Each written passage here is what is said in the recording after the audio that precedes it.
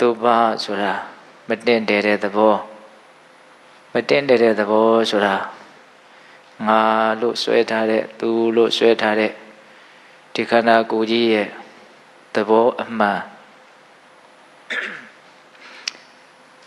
အဲ့ဒီအတုပမတင့်တယ်တဲ့32မျိုးသောကုဋ္ဌာတတို့ဖြင့်တိဆောက်ထားတဲ့ဒီအနေအထားမှန်ကိုစဉ်းစားဆင်ခြင်ခြင်းအပြင်မဉ္ဇဉ်ပုညံမျက်နှိပ်ဗံကိုမျက်မှောက်ပြုနိုင်တယ်လို့တောင်းမြတ်စွာဘုရားဟောပါတယ်မဟာသတိပဋ္ဌာန်သုတ်တန်ထဲမှာလည်းပဲပฏิကူလမနတိကာရပပဆိုပြီးတော့ကာယကတတတိ14မျိုးထဲမှာတစ်မျိုးအပါဝင်မြတ်စွာဘုရားဟောထားပါတယ်ဣမမေဝကာယံဥဒ္ဒံပါဒတလအဒောကေတမတ္ထက7မွေးစခြေဘဝအစုံအထက်ကနေအောက်တိုင်အောင်ခြေဘဝအစ7မွေးအစုံအောက်ကနေအထက်တိုင်အောင်ဣမမေဝကာယံဥဒ္ဒံပါဒတလအဒောကေတမတ္ထကတဇပရိယန္တံအရေးသူအရေးပါနဲ့အုပ်ပြီးတော့တိဆောက်ထားတဲ့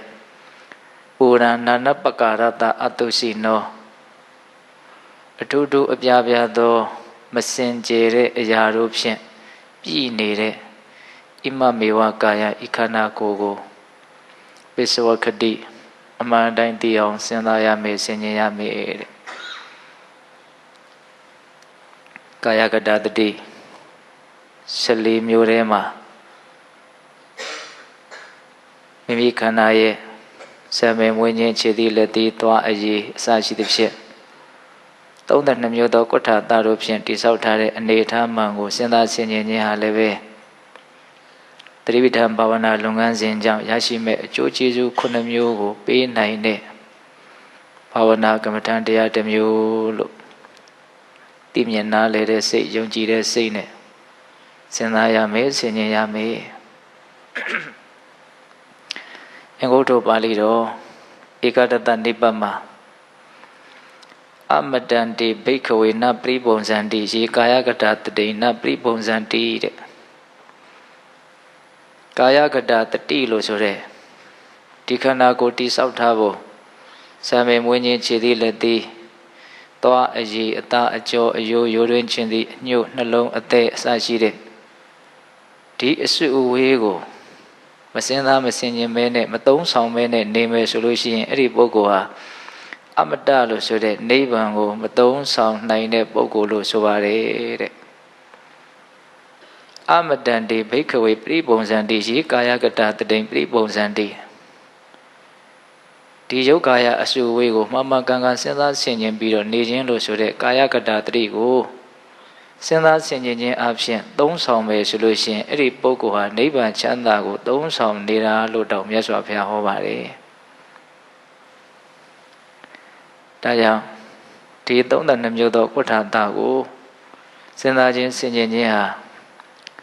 နိဗ္ဗာန်ကိုသုံးဆောင်တာလို့တောင်မြတ်စွာဘုရားဟောပါတယ်။ဦးဇင်းတို့အင်္ဂုတ္တပါဠိတော်တတ္တကနိပတ်ထဲမှာ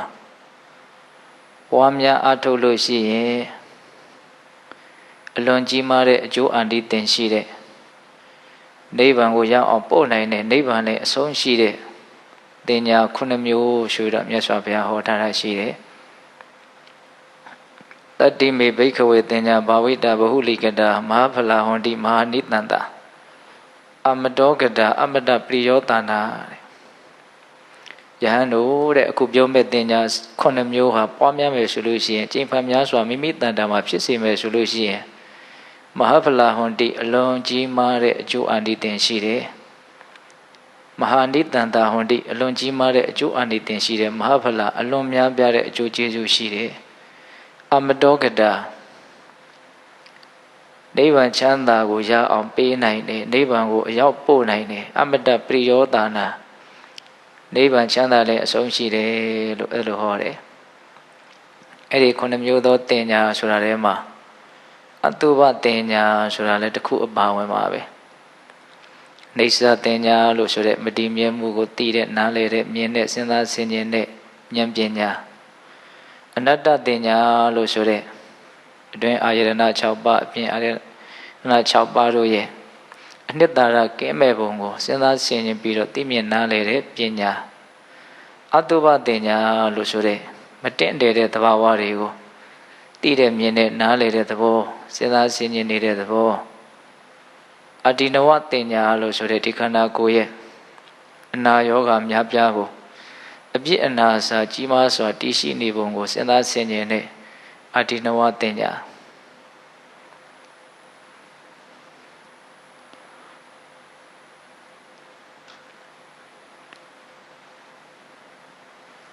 ပဟာနာတင်ညာလို့ဆိုတဲ့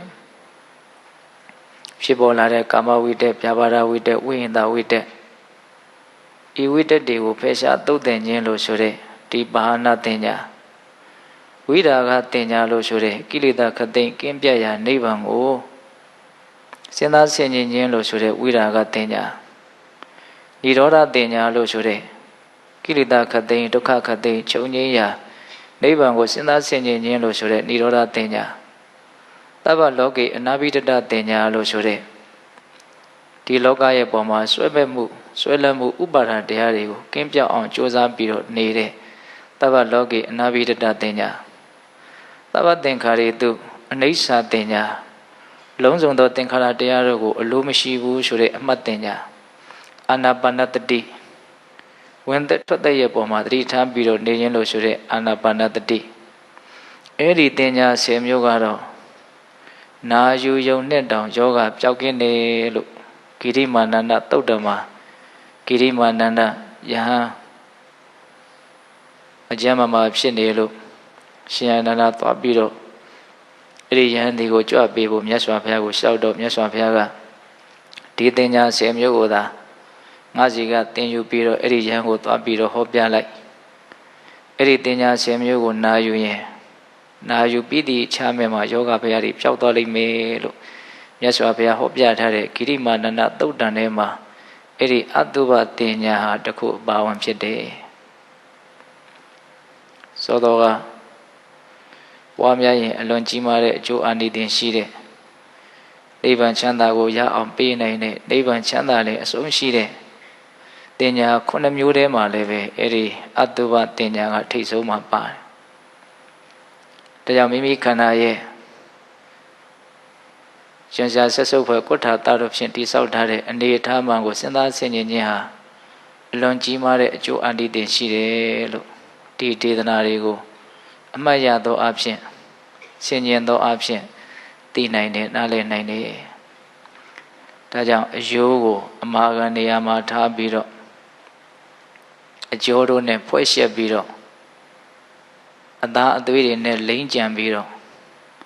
အရေတို့အရေပါနဲ့အုပ်ပြီးတော့တိဆောက်ထားတဲ့ဒီခန္ဓာအိမ်ရဲ့အကြောင်းကိုမမကန်ကန်သိအောင်မြင်အောင်နားလည်အောင်စဉ်းစားရမယ်ဆင်ခြင်ရမယ်ဒါဟာပုဂ္ဂိုလ်တ attva မဟုတ်ဘူးငါမဟုတ်ဘူးသူမဟုတ်ဘူးရှင်ရှားဆက်စုပ်ဖွယ်ရုပ်တဘာဝတို့ရဲ့အစုအဝေးမျှတာဖြစ်တယ်လို့အမြင်မှန်ရအောင်ကြိုးစားရမယ်တဲ့အယိုးကိုအမာခံနေရာမှာတည်ထားပြီးတော့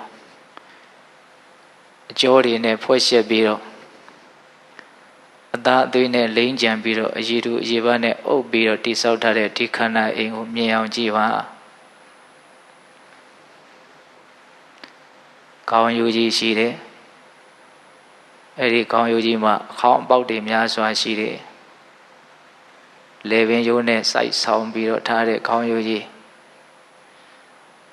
အောက်ကိုဆင်းလာပြီးတော့ကြည့်ပါအခုံရိုးတွေရှိမယ်နံရိုးတွေရှိမယ်လက်တစ်ဖက်ကအယိုးတွေဖြာကျသွားပုံကိုမြင်အောင်ကြည့်ပါပေါင်ရိုးနှစ်ချောင်းရှိမယ်ဒူကောင်းကြီးရှိမယ်ခြေသလုံးရိုးရှိမယ်ခြေချောင်းလေးတွေရှိမယ်လမ်းမှာအယိုးတစ်ချောင်းမြန်ကျနေတာကိုတွေ့မယ်ဆိုလို့ရှိရင်အလွန်ထိတ်လန့်တဲ့စိတ်နဲ့ရွှင်ရှားဆက်စုပ်တဲ့စိတ်နဲ့အဲ့ဒီခံစားမှုနဲ့ကြည့်ကြမှာ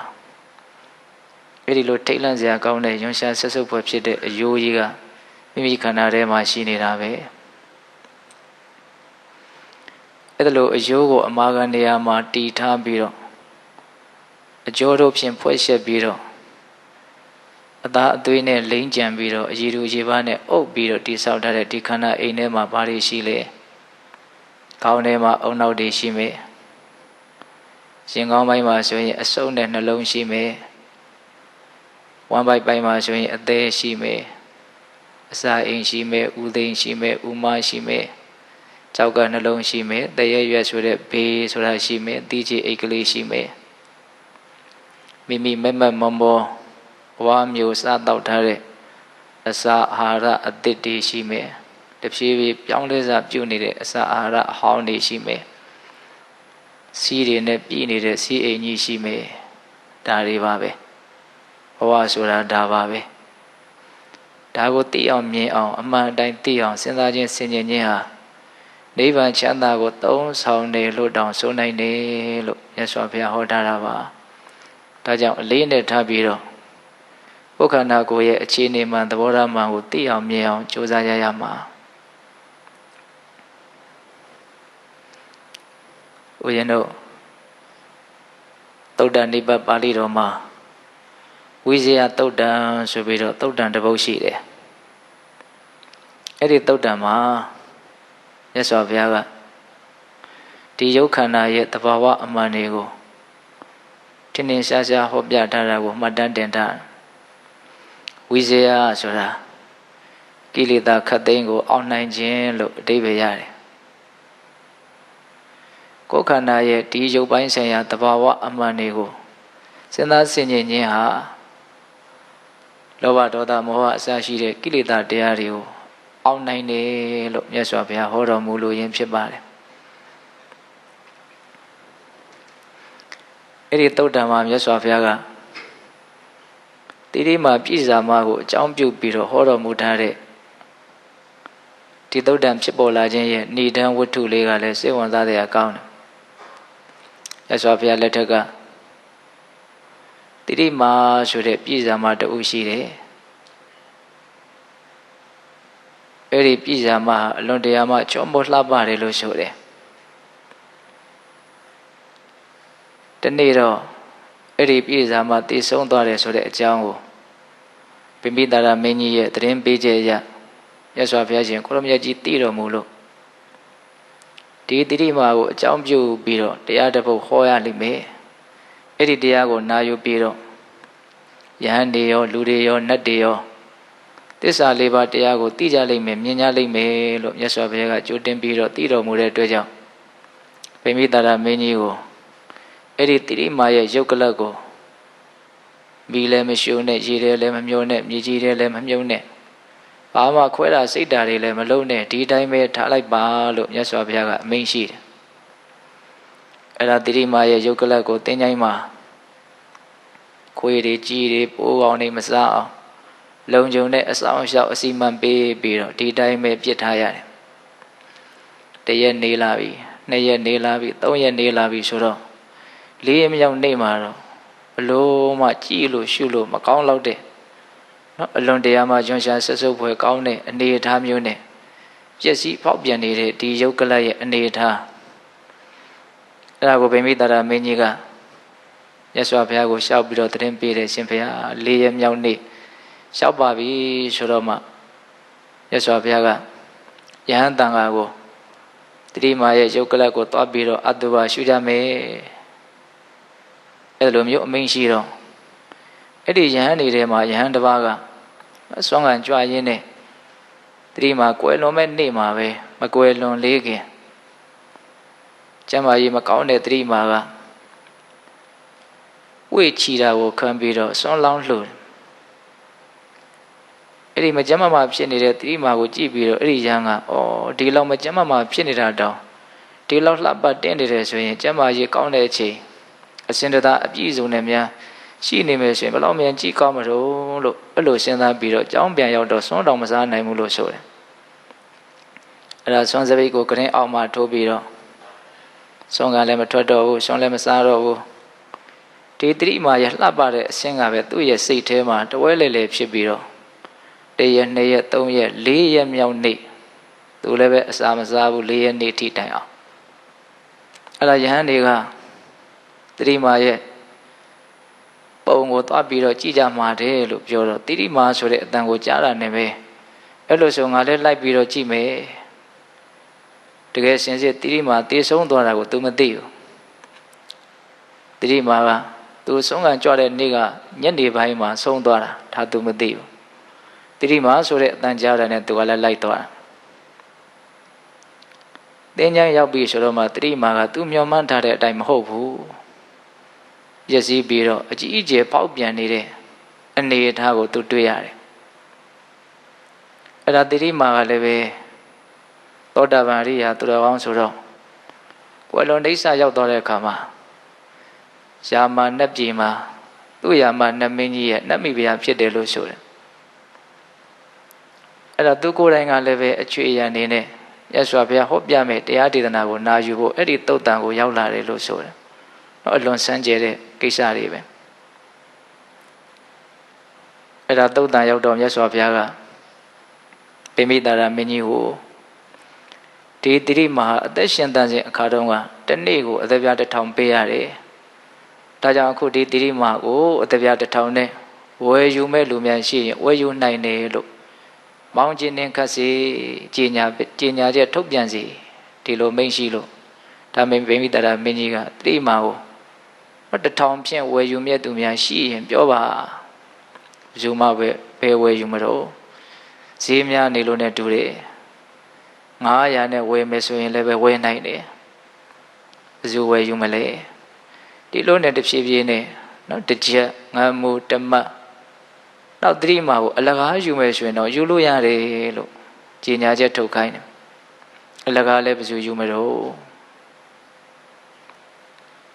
ဒီရုပ်ရဲ့နော်ရှင်သန်နေထိုင်ခြင်းမှာဖြစ်ပေါ်နေတဲ့အနေအထားပျက်စီးသွားပြီဆိုတော့ဘလောက်ထိတန်ဖိုးကျသွားလဲဆိုတာလေးကိုပေါ်လွင်အောင်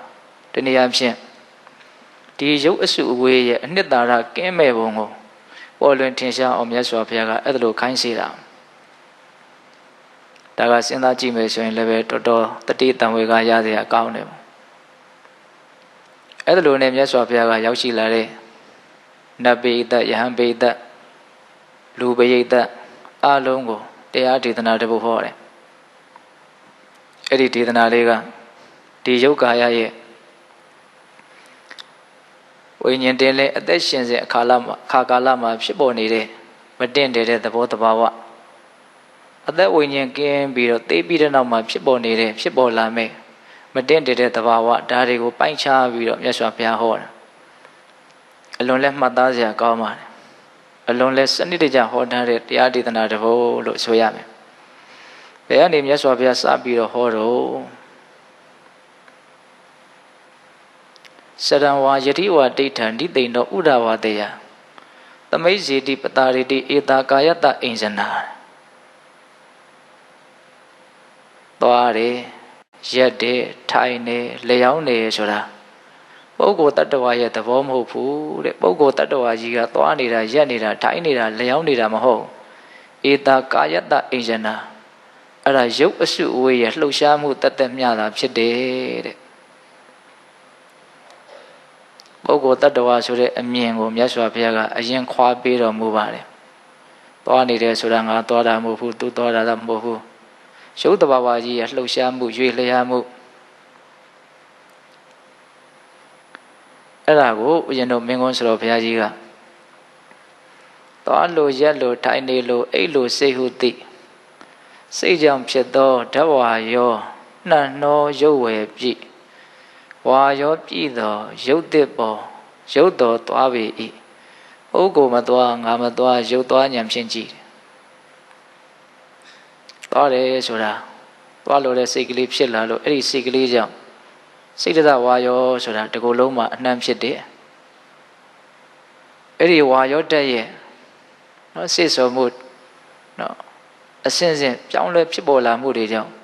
သွားတယ်ဆိုတဲ့အမူအရာကြီးဖြစ်လာတာစိတ်ရုပ်တရုပ်သွားနေတယ်လို့မျိုးအထဲထဲမှာသွားတယ်အကြောင်းချက်လက်တွေပြည့်စုံနေတော့စိတ်ရုပ်ကြီးရွေ့ရှားသွားတယ်လို့မျိုးတရားဓမ္မတို့အရှင်တို့ရဲ့ခန္ဓာသွားတယ်ဆိုတာငါကသွားတာမဟုတ်သူကသွားတာမဟုတ်ဘူးပုဂ္ဂိုလ်တ attva သွားတာမဟုတ်သွားလို့တဲ့စိတ်ဆိုတာလဲဓာတ်တဘာဝတရားတစ်မျိုးပဲ အဲ့ဒီသွားလို့တဲ့စိတ်ကြောင့်သွားခြင်းဆိုတဲ့အမူအရာဖြစ်ပေါ်ဖို့အတွက်ဝါယောဓာတ်ဆိုတဲ့တွန်းကန်တဲ့သဘောလှုပ်ရှားတဲ့သဘောဓာတ်သဘာဝအထူးဒီခန္ဓာကိုယ်ထဲမှာဖြစ်တယ်လို့ဆိုရတယ်အဲ့ဒီဝါယောဓာတ်ရဲ့အစဉ်စဉ်ပြောင်းလဲပြီးတော့ဖြစ်ပေါ်စေမှုကြောင့်ဒီယုတ်ခန္ဓာကိုယ်ကြီးရဲ့သွားတဲ့ဆိုတဲ့အနေအထားပေါ်လာတယ်ထင်ရှားလာတယ်အဲ့ဒါလိုပဲဦးဇင်းတို့ထိုင်နေရက်တယ်လျောင်းနေဒါလည်းပဲယုံနာအစုအဝေးမြတာဖြစ်တယ်လို့နားလည်ရမှာတဲ့သွားလို့ရက်လို့ထိုင်နေလို့အိတ်လို့စိတ်ဟုသိစိတ်ကြောင့်ဖြစ်သောဓဝါယောနှံ့နှောရုပ်ဝယ်ပြည့်ဝါယောပြည့်သောရုပ်တစ်ပေါ်ရုပ်တော်သွားပေ၏ပုဂ္ဂိုလ်မသွားငါမသွားရုပ်သွားဉာဏ်ဖြင့်ကြည့်ပုဂ္ဂိုလ်မထိုင်ငါမထိုင်ရုပ်ထိုင်ဉာဏ်ဖြင့်သိပုဂ္ဂိုလ်မရက်ငါမရက်ရုပ်ရဉာဏ်ဖြင့်သိပုဂ္ဂိုလ်မအိတ်ငါမအိတ်ရုပ်အိတ်ဉာဏ်ဖြင့်သိပုဂ္ဂိုလ်မကွေးငါမကွေးရုပ်ကွေးဉာဏ်ဖြင့်သိပုဂ္ဂိုလ်မဆက်ငါမဆက်ရုပ်ဆက်ဉာဏ်ဖြင့်သိတဲ့အဲ့ဒါဒီကထာလေးကိုကြည့်ပြီးတော့ဆိုတော့ဘုရားကြီးရေးတာစရံဝါယတိဝတိဋ္ဌံဒီသိဏောဥရဝတေယသမိတ်စီတိပတာရိတိဧတာကာယတအင်္ဇနာသွားတယ်ရက်တယ်ထိုင်တယ်လျောင်းတယ်ကိုယ်တယ်ဆန်းတယ်ရှစ်တယ်နောက်ဆုတ်တယ်တဲတယ်ကြည်တယ်တောင်းကြည်တယ်ဘယ်လိုလှုပ်ရှားတဲ့အမူအရာမျိုးမဆိုအဲ့ဒါပုဂ္ဂိုလ်တ attva မဟုတ်ဘူးရုပ်အစုအဝေးရဲ့လှုပ်ရှားမှုလို့ဒီလိုနားလည်ရမယ်တဲ့ဒါပထမဂါထာနောက်ဒုတိယဂါထာဘာပြောတော့အဋ္ဌိနာဟာရုတံယုတ်တော်တဇမန္တဝလိပနောသဝိယာကာယောပဋိစ္ဆန္နောယထာဘုဒ္ဓနာဒိတတိဒီခန္ဓာကိုယ်ကြီးတိဆောက်ထားပုံကိုမြတ်စွာဘုရားအခြေခံကြကြစပြီးတော့မိန့်ရှိတာအဋ္ဌိနာဟာရုတံယုတ်တော်အယိုးတွေကိုအကျော်နဲ့ဖွဲ့ရှက်ပြီးတော့တိဆောက်ထားတယ်တဲ့စစရင်ပြောပုံကလေးအဋ္ဌိနာဟာရုတံယုတ်တော်တဇမန္တဝလိပနောတဲ့နော်အသားအသွေးနဲ့လိမ့်ကြံပြီးတော့အရည်တူကြီးနဲ့အုပ်ထားတယ်သဝိယာကာယောပဋိစ္ဆန္နောတဲ့နောက်ဆုံးအရေပါးလေးနဲ့ဖုံးထားလိုက်တယ်တဲ့အဲ့ဒါလိုအရေပါးလေးနဲ့ဖုံးထားလိုက်တော့ယထာဘုဒ္ဓနာဒိတတိယထာဘုဒ္ဓဒီယုတ်ကာယကြီးရဲ့အခြေအနေမှန်ကိုနာဒိတတိမသိနိုင်တော့ဘူးမမြင်နိုင်တော့ဘူးတဲ့အကြောင်းအမျိုးမျိုးရှိတဲ့အရေပါးလေးနဲ့အုပ်ထားလိုက်အရေပါးလေးနဲ့အုပ်ထားလိုက်တော့တရားဓမ္မတို့ဦးဇင်းတို့ရဲ့ဉာဏ်ကဒီခန္ဓာရဲ့အခြေအနေမှသဘောမှန်ကိုမသိနိုင်တော့ဘူးအမြင်နိုင်တော့ဘူးတဲ့ဒါကိုမြင်အောင်သိအောင်ဉာဏ်ပညာနဲ့ကိုယ်အကျဉ်းဝေဖန်ပြီးတော့သိတဲ့ရမယ်မြင်တဲ့ရမယ်အဋ္ဌိနာဟာရုတံယုတ်တော်တဇမန္တဝလိပနောသဝိယာကာယောပဋိစ္ဆန္နောယထာဘုဒ္ဓနာဒိတတိအယုကိုအကျော်နဲ့ဖွဲ့ရှက်ပြီးတော့အသားအသွေးနဲ့လိမ့်ကြံပြီးတော့အရည်ရူပါနဲ့အုပ်ပြီးတော့အရည်ပါလေးနဲ့ဖုံးထားလိုက်တော့မှန်မှန်ကန်ကန်မသိရတော့ဘူးမမြင်ရတော့ဘူးတဲ့ဒါဒုတိယဂါထာလေးရဲ့အဓိပ္ပာယ်နောက်မြတ်စွာဘုရားဗာဆက်ပြီးတော့ဟောတော့အဲ့လိုအရည်ပါလေးနဲ့အုပ်ပြီးတော့တိဆောက်ထားတဲ့ဒီခန္ဓာအိမ်ထဲမှာဘာတွေရှိတော့ဆိုတာကိုဆက်ပြီးတော့မြတ်စွာဘုရားမိန့်ရှိတယ်အန္တပူရောဥဒရပူရောယကနပေလတ္တဝတ္တိနောဟရိယတပဖတတဝကတပိယကတစာအန္တပူရောတဲ့ဒီခန္ဓာအိမ်ထဲမှာဥတွေနဲ့ပြည့်နေတယ်တဲ့ပြည့်နေတယ်ဆိုတဲ့အသုံးနှုန်းလေးနဲ့မြတ်စွာဘုရားဟောတယ်အမှန်ကတော့ခန္ဓာအိမ်ထဲမှာဥတွေရှိနေတယ်လို့ပြောတာဥတွေနဲ့ညီပြည့်နေတာတော့မဟုတ်ဘူးဒါပေမဲ့ရှိနေတာထဲမှာဥတွေမပါဘူးလားပါတယ်နော်ဥတွေတည်ရှိနေပုံကိုလေမျိုးဝိစ္စပဒေတဝေဝိသုဒ္ဓအောင်ဆိုတော့ဘုရားကြီးရဲ့အသုံးနှုန်းလေးလေမျိုးဝိစ္စပဒေတဝေနော်လေမျိုးကနေအောက်ဝိစ္စမဲ့တိုင်အောင်ဂျာကာလာမှာဘာနဲ့ဆက်ထားတော့ဥတွေနဲ့ဆက်ထားတယ်နော်အစာမျိုးချလိုက်တဲ့လမ်းကြောင်းတစ်လျှောက်အစာသစ်အိမ်အစာအိမ်ကြီးအဲ့ဒီကနေဦးဇင်းတို့ဥသိန်းနေ22တွန်းလောက်တွန်းပြီးတော့ခွေးနေတယ်လို့ဆိုတယ်နောက်ဒီထဲမှာဆရာဝန်တွေပါတယ်ဆရာဝန်တွေဆိုရင်ပို့ပြီးတော့သိနိုင်တယ်အမိရဲ့ဝမ်းပိုက်ထဲမှာဥတွေဟာဘလို့နေထားမျိုးနဲ့တီးနေတယ်လေအဲ့ဒီဥသိန်းနော်ဥမနဲ့စက္ခဏီမှာဥအတက်လေးရှိတယ်ပြီးရင်အစာဟောင်းအိမ်ဒီကိုနော်ဥမာကြီးဆိုပြီးတော့ဝိစာမဲ့မှာဆုံးသတ်သွားတယ်အဲ့ဒါကိုစာထဲကတော့ဘလို့ရေးပြလဲဆိုတော့ ခေါင်းဖြတ်ထားတဲ့မွေတကောင်သွေးချင်းထဲမှာခွေးနေသလိုပဲလို့ဒီလိုရေးတယ်တရားဓမ္မတို့အရင်တို့ရဲ့ခန္ဓာမှာရှိနေတဲ့အမှန်တရားခေါင်းဖြတ်ထားတဲ့မွေတကောင်သွေးချင်းထဲမှာခွေးနေသလိုဝမ်းပိုက်ထဲမှာဥတွေခွေးနေတာရှိတယ်အဲ့ဒါကိုအန္တပူတော့ဥနဲ့ပြည့်နေတယ်ဒါပဲလားဘယ်ဟုတ်မလို့ဥဒရပူတော့အစာသစ်တွေနဲ့လည်းပြည့်နေတယ်တဲ့ကိုမက်မက်မောမောဝါမျိုးစားတောက်ထားတဲ့အစာသစ်တွေအယောင်မျိုးစုံဒီစာအိမ်ထဲမှာရှိနေတယ်တဖြည်းဖြည်းနဲ့ခန္ဓာကိုယ်ကထွက်လာတဲ့ဓာတ်သဘာဝအမျိုးမျိုးနဲ့ဓာတ်ပြုတ်ပြီးတော့တဖြည်းဖြည်းဟောင်းတဲ့အဖြစ်ကိုရောက်မဲ့အနေထားဒါကိုလည်းပဲဖြည့်ဆွက်ပြီးတော့နားလည်ရမယ်အန္တပူတော့ဥနဲ့ပြည့်နေတယ်ဥဒရပူတော့အစာသစ်တွေနဲ့ပြည့်နေတယ်ယကနပေလတဝတ္တိနောတဲ့အသေးဆိုင်ကြီးနဲ့ပြည့်နေတယ်တဲ့ခန္ဓာကိုယ်မှာအကြီးဆုံးကုဋ္ဌာတလို့ဆိုတယ်အသေးကြီးနဲ့ပြည့်နေတယ်တဲ့စီးတွေနဲ့ပြည့်နေတဲ့စီးအိမ်ကြီးလည်းရှိတယ်တဲ့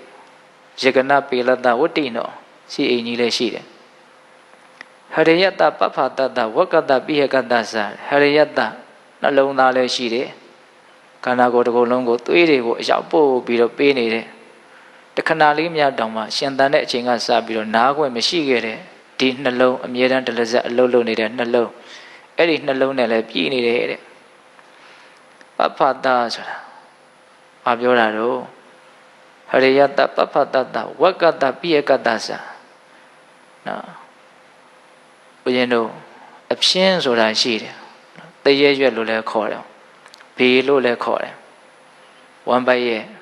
ဘယ်ချမ်းမှာရှိနေတယ်အဲ့ဒါကြီးနဲ့လည်းပြည့်နေတယ်တဲ့ဝကတတဲ့အညှို့နှစ်ခုတဲ့ကြောက်ကကိုပြောတာပါအဲ့ဒီကြောက်ကနဲ့လည်းပြည့်နေတယ်အဆုပ်ကြီးနဲ့လည်းပြည့်နေတယ်တဲ့ဒါမြတ်စွာဘုရားဟောပြပုံလေး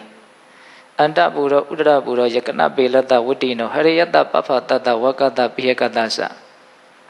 ဥနဲ့ပြည့်နေတယ်အစာသစ်တွေနဲ့ပြည့်နေတယ်အသေးဆိုင်ကြီးနဲ့ပြည့်နေတယ်ကျင်ငယ်အိမ်နဲ့ပြည့်နေတယ်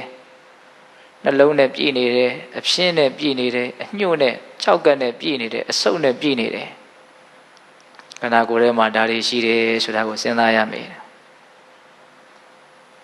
သင်္ကနိကာယခေလတ္တတေရတ္တသမေရတ္တသလောဟိတတ္တလတိကာယပိဋ္ဌတ္တသဝတာယသ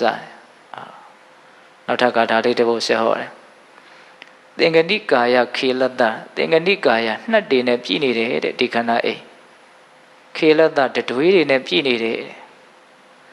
တေရတ္တသမေရတ္တသသီးခြေနဲ့ပြည့်နေတယ်တဲ့သီးခြေဆိုတာကသီးခြေအိမ်လေးထဲမှာတော့ရှိနေတဲ့ဗဒ္ဒသီးခြေအိမ်နဲ့ဖွဲ့ထားတဲ့သီးခြေရှိတယ်အဗဒ္ဒသီးခြေသွေးထဲမှာတစ်ကိုယ်လုံးနှံ့နေတဲ့သွေးထဲမှာလည်းပြန့်နှံ့နေတဲ့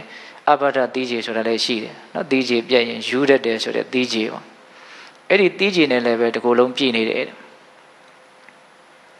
သေရတ္တသမေရတ္တသနော်အစီခဲနဲ့လည်းပြည့်နေတယ်လောဟိတတလတိကာယပိဋ္ဌတ္တသဝတာယသ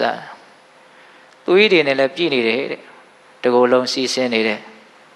အမြဲတမ်းအတွင်းထဲမှာလှုပ်ရှားပြီးတော့နေတဲ့မြေတစင်းလိုချောင်းတစင်းလိုအမြဲတမ်းစီးနေတဲ့သွေးတွေတကယ်စင်စစ်ခန္ဓာကိုယ်ဆိုတာသွေးရဲ့အစုအဝေးပဲအယိုးတွေရဲ့အစုအဝေးပဲအသားတွေရဲ့အစုအဝေးပဲအကြောတွေရဲ့အစုအဝေးပဲဒါကိုအမှန်ကန်သိမယ်ဆိုလို့ရှိရင်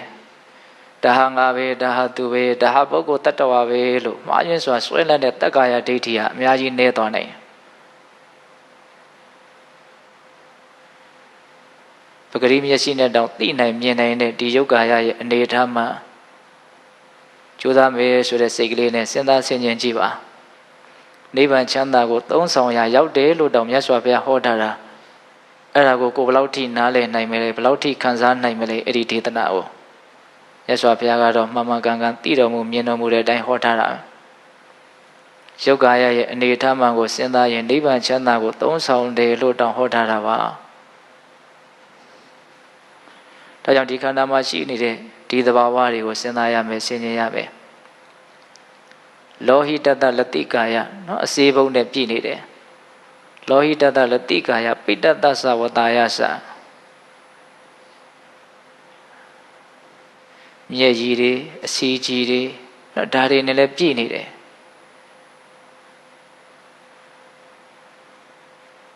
အထတတုတိတံတိတံမတ္တလုံကတပုရိတံသူဘာတောနမညတိပါလောအဝိဇ္ဇာယပုရခတောတဲ့နောက်ကဒါလေးဆက်လာတယ်အထတတုတိတံတိတံအခေါင်းတွေအပေါက်တွေများစွာရှိတဲ့ဥကောင်းရိုးတွေမှာမတ္တလုံကတအုံနှောက်နဲ့ပြည့်နေတယ်ကိုအလွန်အမျက်တနိုးထားတဲ့ဒီခေါင်းထဲမှာဘာတွေရှိတော့အုံနှောက်တွေပဲရှိတယ်အထတတုတိတံတိတံမတ္တလုံကတပုရိတံသူဘတောနမညတိပါလောအဝိဇ္ဇာယပုရခတောအဝိဇ္ဇာယမတိမှုအဝိဇ္ဇာတိပုရခတောထဝန်းကျင်ချမ်းရအပ်သည်ဖြစ်၍ဘာလောမိုက်မဲသောပုဂ္ဂိုလ်သည်ဒီခန္ဓာရဲ့တဘာဝကိုမှန်မှန်ကန်ကန်မသိနိုင်ဘူးမမြင်နိုင်ဘူးတဲ့သူဘတောနမညတိပါလောအမှန်ကန်ကန်မသိတော့ဘာဖြစ်တော့သူဘတောနမညတိတင့်တယ်တယ်လှပတယ်ကြည်ကျင်စရာကောင်းတယ်လို့အဲ့ဒါလိုမှတ်သွားတယ်အဲ့ဒါလိုထင်သွားတယ်တဲ့ခန္ဓာရဲ့သဘာဝကိုမှန်မှန်ကန်ကန်သိအောင်မကြိုးစားတော့မသိဘူးမသိတော့ဘာဖြစ်တော့တင့်တယ်တယ်လို့ထင်သွားတယ်မှားသွားတယ်လို့ဒီလိုပြောတာအထတတုတိတံတိတံမတ္တလုံကတပုရိတံသုဘတောနမညတိပါလောဝိဇ္ဇာယပုရခတောဥကောင်းပိုင်းမှာအုံနောက်တွေနဲ့ပြည်နေတဲ့စောစောကပြောခဲ့တဲ့ကုဋ္ဌာတတွေနဲ့ပြည်နေတဲ့ဒီအစုဝေးရဲ့သဘောကိုမှန်မှန်ကန်ကန်သိအောင်မကြိုးစားတော့မသိမှုဆိုတဲ့အဝိဇ္ဇာကြီးကဖုံးနေတယ်လွှမ်းနေတယ်အဲ့လိုဖုံးလွှမ်းနေတော့ဒီခန္ဓာကိုယ်ရဲ့အပေါ်မှာပဲဘာဖြစ်တော့တင့်တယ်တယ်လို့လွယ်မစွာမှတ်ထင်မှုကြီးဖြစ်ပေါ်သွားတယ်တဲ့သူဘတောနမညတိပါလောအဝိဇ္ဇာယပုရခတောဒါမြတ်စွာဘုရားဟောပြထားတာ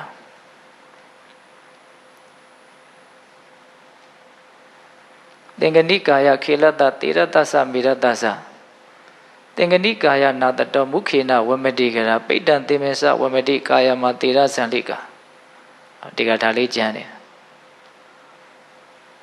သင်္ကနိကာယခေလတ္တသသင်္ကနိကာယနာတတောမုခေနဝမတိကရာ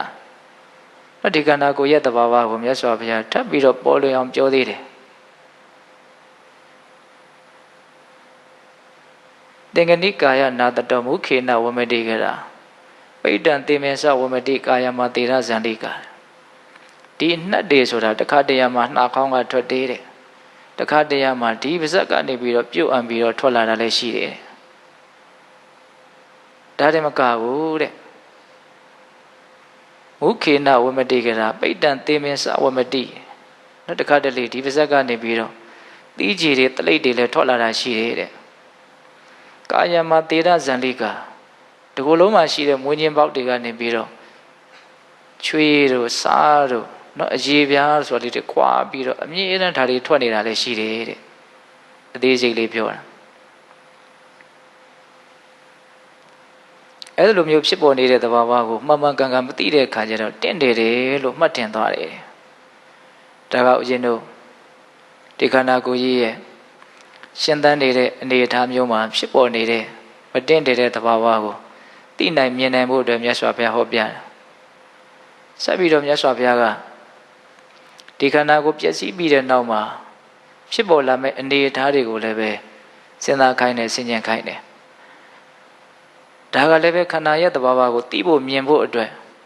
ကြိုးစားအထောက်ခြင်းတစ်မျိုးလို့နားလည်ကြရမှာ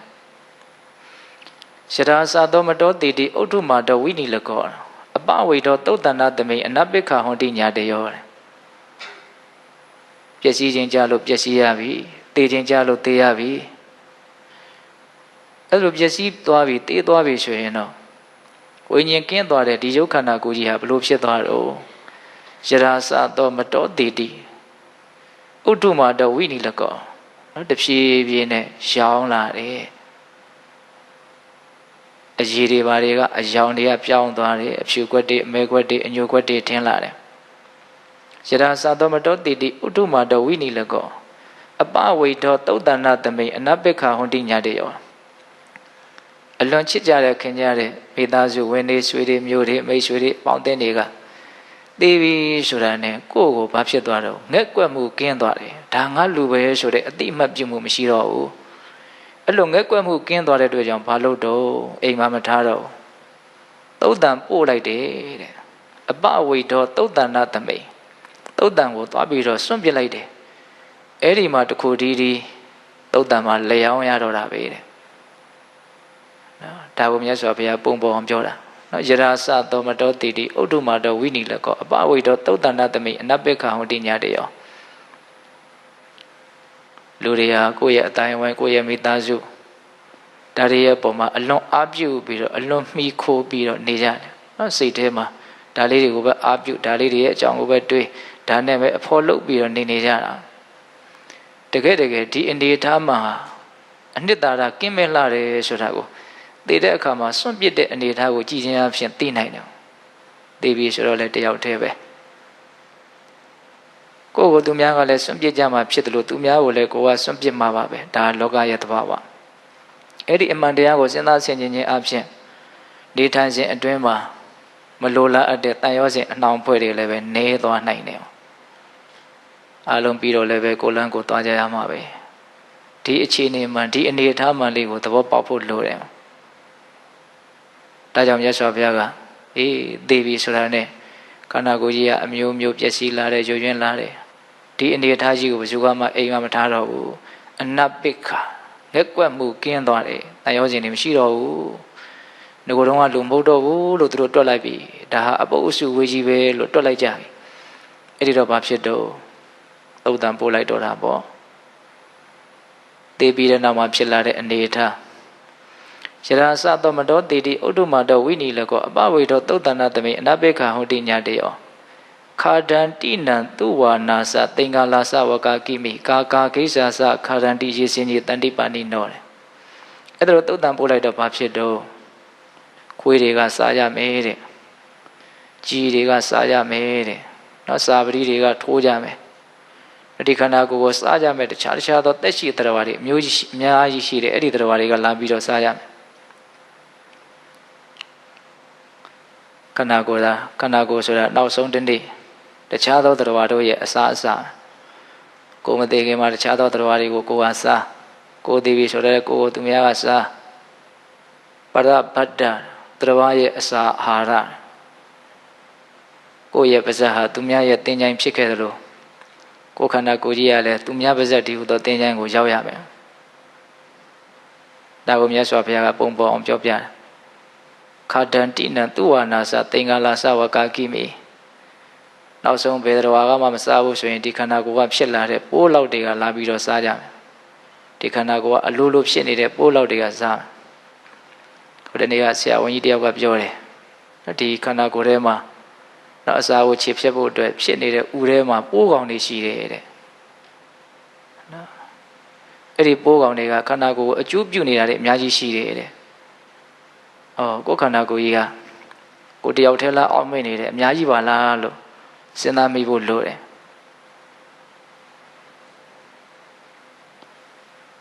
ယရာစသောမတောတိတိဥဒ္ဓမာတောဝိနိလကောအပဝိတောသုတ်တန္တသမိအနပိက္ခဟောတိညာတယော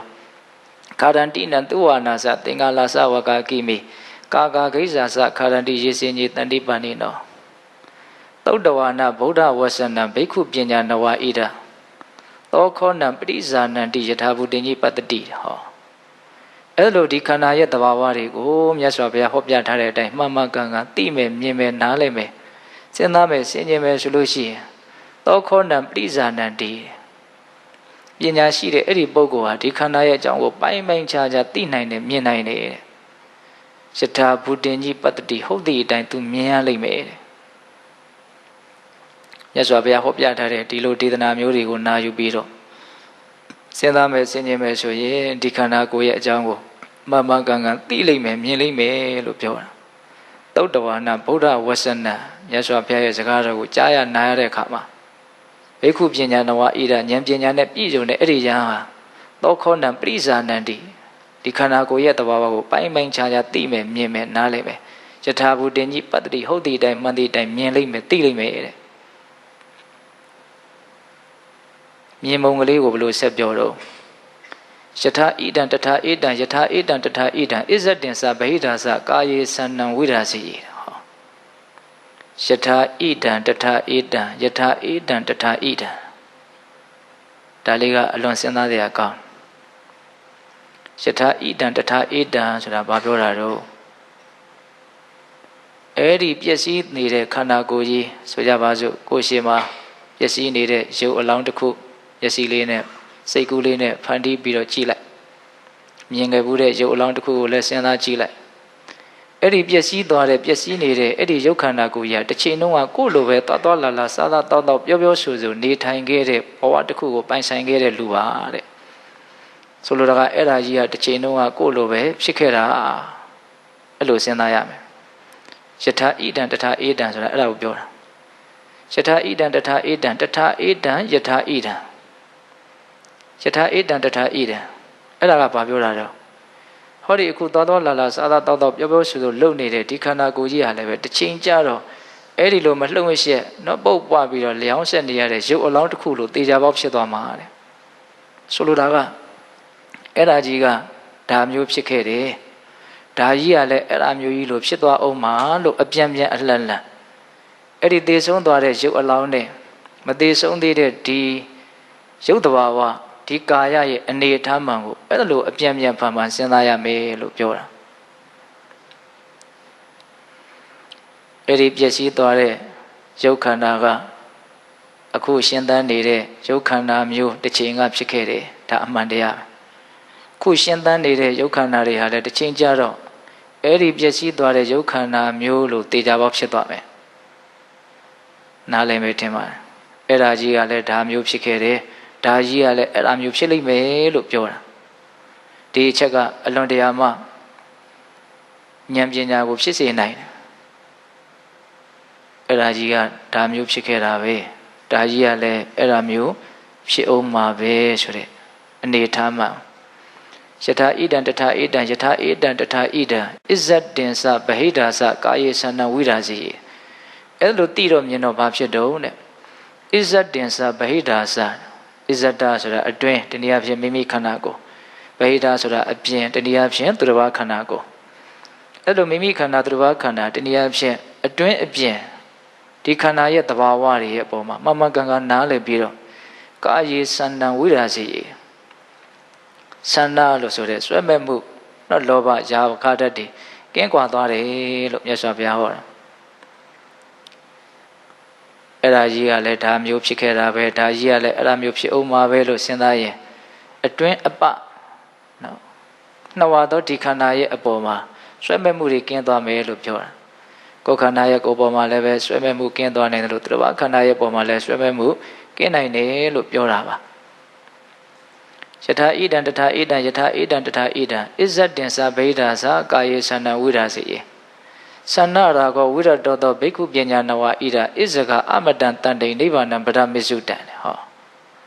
အဲ့ဒါလို့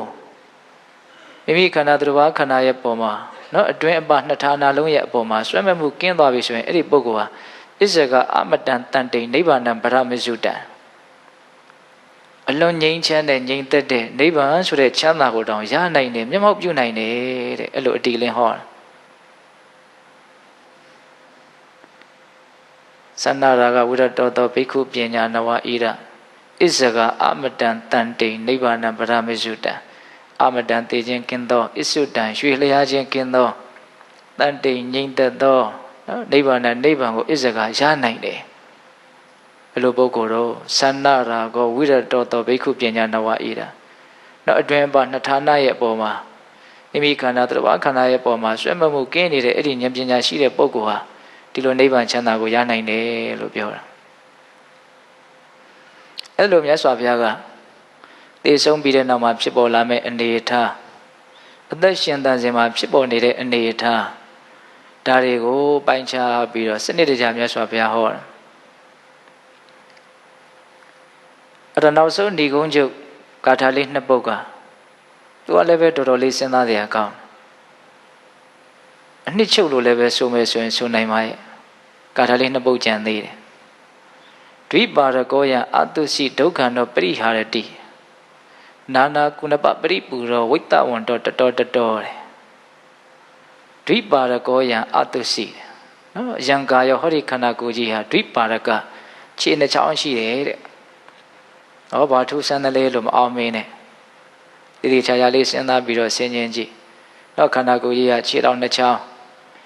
နော်အလွန်ရှည်တဲ့ခွားတစ်ခွားကိုအောက်ဆိုင်ပြီးတော့ထောက်ထားသလိုပဲခြေတော်နှစ်ချောင်းရှိတယ်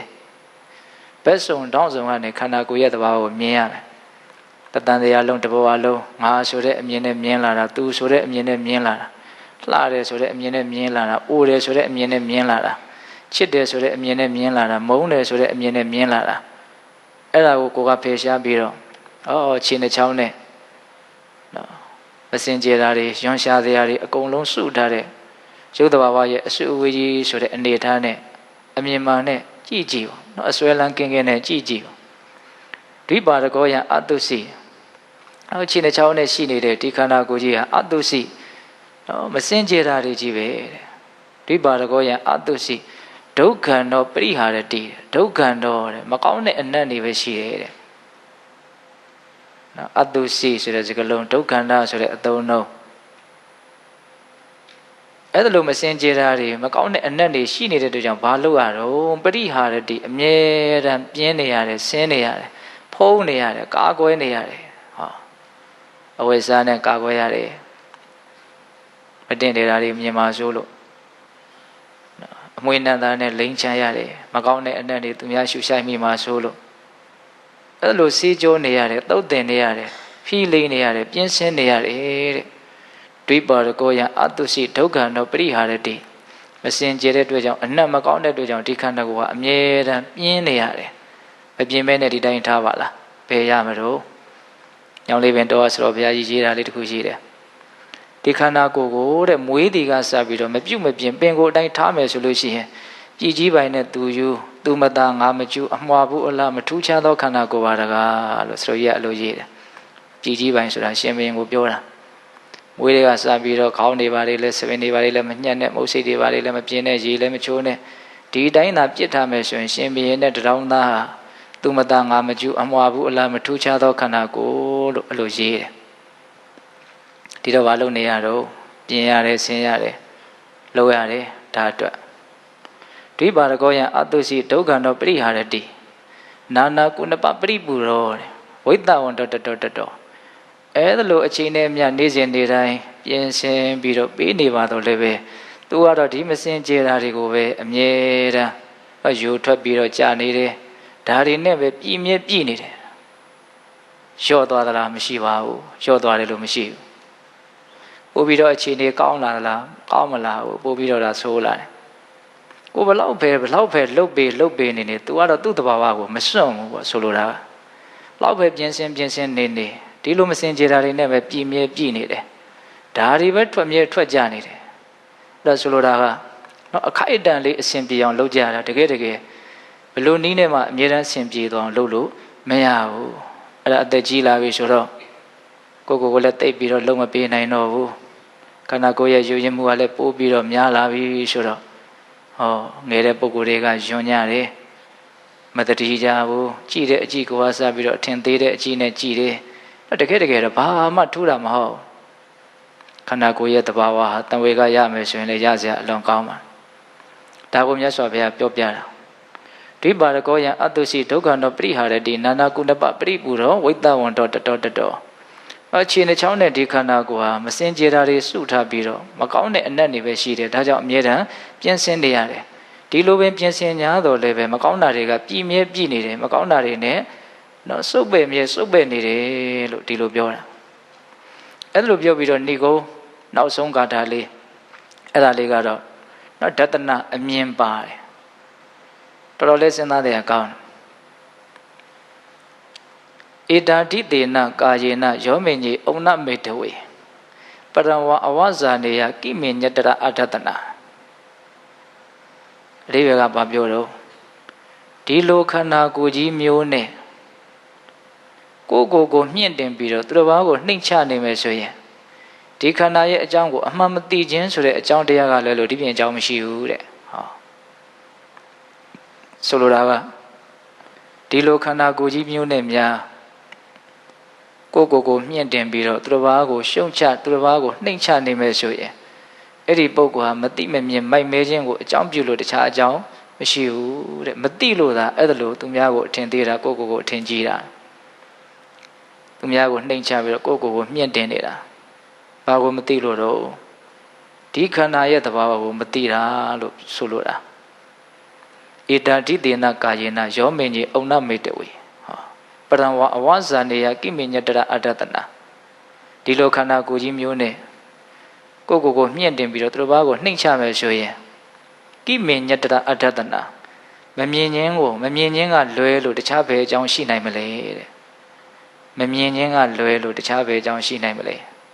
အလုံးမမြင်တာတော့မကြည့်လို့မမြင်တာမြင်နိုင်တော့တဲ့အည်အသွေးမရှိလို့မမြင်ရတာမဟုတ်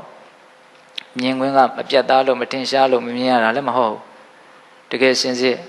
မမြင်ဘူးဆိုတာမကြည့်လို့မမြင်တာကြည့်မယ်ဆိုရင်လူတိုင်းမြင်နိုင်တယ်သိနိုင်တယ်မြင်ခွင့်ကလည်းထင်ထင်ရှားရှားရှိတယ်မြင်နိုင်တဲ့အနေအထားမြင်နိုင်တဲ့အခြေအနေတွေကလည်းအပြည့်စုံရှိတယ်ကြည်ခြင်းဆိုတဲ့အရင်အနည်းကိုသာစိုက်ထုတ်နိုင်မယ်ဆိုရင်မြင်ခြင်းဆိုတဲ့အကျိုးရလဒ်ဟာသေချာပေါက်ရကိုရလိမ့်မယ်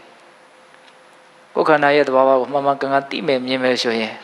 ကိုမြင့်တင်တဲ့အပိုင်းသူတော်ဘာကိုနှိမ့်ချတဲ့အပိုင်းတွေဟာမရှိသလောက်နေသွားလိမ့်မယ်လောကကြီးမှာထင်ကြီးစရာမရှိသလိုထင်သေးစရာလည်းမရှိဘူးအလုံးဟာဒုက္ခတွေကြီးပဲဒီအနေထားမှန်ကိုမှန်မှန်ကန်ကန်သိမယ်ဆိုရင်အဲ့ဒီအထင်သေးမှုအထင်ကြီးမှုငါကဘာသူကဘာဆိုတဲ့မှားယွင်းတဲ့အတွေးတွေဟာအများကြီးနေသွားနိုင်တယ်အလွန်မြင့်မားတဲ့စိတ်ဓာတ်ကိုပိုင်နိုင်တယ်တကယ်စင်စစ်တရားဒေသနာတွေဆိုတာတစ်ခုနဲ့တစ်ခုဆက်ဆက်နေတာအဲ့လိုမှန်မှန်ကန်ကန်သိမယ်ဆိုရင်မေတ္တာဖြစ်ဖို့ဆိုတာလည်းဘာမှအခက်အခဲရှိမှာမဟုတ်ဘူးအနက်ကပြောခဲ့တဲ့မေတ္တာတရားအဲ့တော့နောက်ဆုံးမြတ်စွာဘုရားကဒီသုတ်တံကိုအဲ့ဒီဂါထာလေးနဲ့အဆုံးသတ်တယ်ဒီဂါထာလေးကိုတော့ပိဿပေါင်းသူတော်ကောင်းတို့ရဲ့ခေါင်းထဲမှာစွဲစေခြင်းပါတယ်ဧတာတိတေနကာယေနယောမင်းကြီးအုံနမေတ္တဝေပရံဝအဝဇာနေယကိမေညတရအတ္တတနာဒီလိုခန္ဓာကိုယ်မျိုးနဲ့များသူတော်ဘာကိုရှုံချပြီးတော့ကိုမြင့်တင်ပဲဆိုရင်ဒါဟာမတိမမြင်ခြင်းကလွဲလို့တခြားအကြောင်းမရှိဘူးတဲ့ခန္ဓာကိုယ်ရဲ့သဘာဝကိုမှန်မှန်ကန်ကန်သိအောင်မြင်အောင်ကြိုးစားအထောက်တဲ့နေရာမှာဒီမတင့်တယ်တဲ့ရွှန်ရှားဆွတ်ဆုပ်ပဲကုဋ္ဌာတတွေရဲ့အနေအထားဟာလည်းပဲသိရမယ်မြင်ရမယ်အစေပိုင်းတစ်ခုအနေအထားတစ်ခုဖြစ်တယ်ဆိုတာကိုကောင်းကောင်းနားလည်ပြီးတော့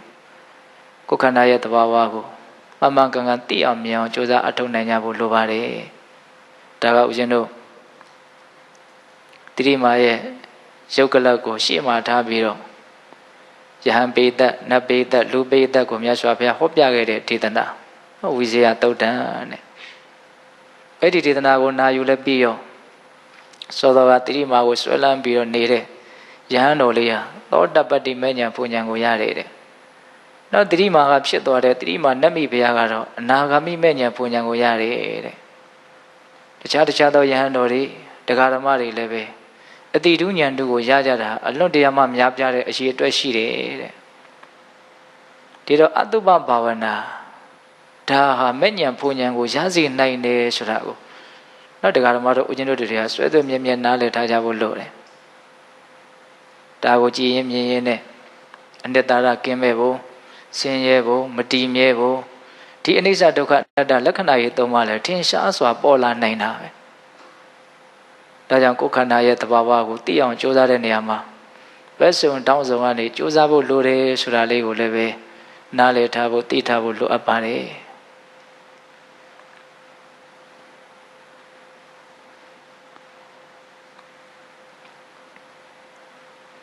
ဒါကြောင့်ဦးဇင်းတို့ပေတပေါင်းသူတော်ကောင်းတို့ဒီကနေ့အတုပဘာဝနာဆိုပြီးတော့ဦးဇင်းတို့ဟောပြမယ်ဘာဝနာ၅မျိုးတွေကတတ္တိယမြောက်ဘာဝနာမနေ့ပြန်မနေ့ရောက်ရင်တော့မရဏနုတ္တိဘာဝနာအကြောင်းမနေ့ပြန်ညနေပိုင်းမှာတတိပဋ္ဌာန်ဘာဝနာအကြောင်းကိုပြောပြီးတော့ဘာဝနာ၅မျိုးပြည့်စုံမယ်နော်ဒီနေ့ညတော့ဦးဇင်းတို့ဘာဝိတ္တပတရားဆိုတာကိုဟောပြမယ်ပေါ့အဲ့တော့ဦးဇင်းတို့ကဟောရင်းနဲ့တဏှာကြီးတည်ရှိသွားပြီဒါကြောင့်ပေသက်ပေါင်းသူတော်ကောင်းတို့အဲ့ဒါလို့အမှတ်တတိလေးနဲ့နားထောင်တော့ပို့ပြီးတော့စကလုံးလေးတွေကကိုယ်စိတ်ထဲမှာစွဲတယ်ပေါ့ပို့ပြီးတော့လည်းပဲပြန့်လွင့်မှုနည်းတယ်ပို့ပြီးတော့အာယုံစိုက်ဖြစ်တယ်ပို့ပြီးတော့လည်းပဲ မြင်မာတဲ့အတွေ့တွေတရားနာရင်နဲ့ပေါ်ဖြစ်မယ်လို့အရင်ထင်ပါတယ်ဒါကြောင့်အပမဒဆိုတဲ့တတိတရားလက်ကင်ထားပြီးတော့ဘာဝနာတရားတွေကိုစ조사အထောက်ရင်းဖြင့်နောက်ဆုံးမဉ္ဇဉ်ဘုညမျက်နှိပ်ပံကိုမျက်မှောက်ပြုနိုင်ကြတဲ့သူတော်ကောင်းတွေဖြစ်ကြပါစေလို့အရင်တို့ဆန္ဒပြုပြီးတော့ဒီကနေ့ပိဋကပေါင်းသူတော်ကောင်းတို့စ조사အထောက်ကြရသောဒါနသီလသမာဓိပညာကုသိုလ်ကောင်းမှုအစွတ်စွတ်ရဲ့အစွမ်းတတ္တိကြောင့်